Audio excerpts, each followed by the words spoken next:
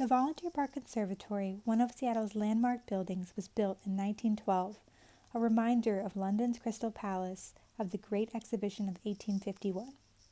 The architectural style, engineering, and grace of the Crystal Palace were marvels of the Victorian England, and Seattle's Conservatory is a tribute to that time. In 1981, the Friends of the Conservatory, through a grant from Safeco Insurance Companies, commissioned artist Richard Spaulding to design and execute a stained glass canopy for the entrance to the conservatory.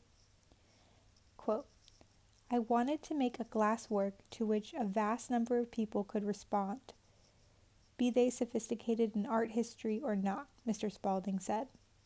"I wanted to demonstrate that the highest quality of glass craftsmanship was alive and well, that contemporary artists and artisans are capable of historical work and no traditional techniques, that the public's estimation of our contemporary works could be seen in that light."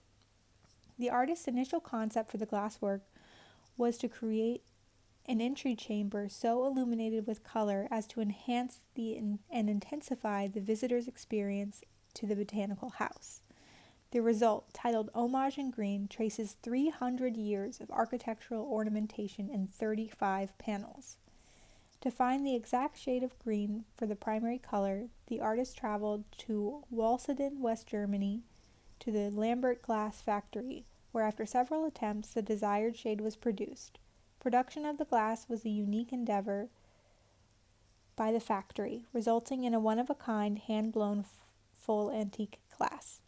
The center of the canopy, in keeping with Victorian renderings, is decorated with lilies, convolvulus, and passion flower etched into glass. Decorated motifs from 1680 to 1980 border the section, one drawing mainly on English decorative styles before 1900 and the other half on American design motifs since 1900. The canopy took 6 months to make from the arrival of the glass to completion.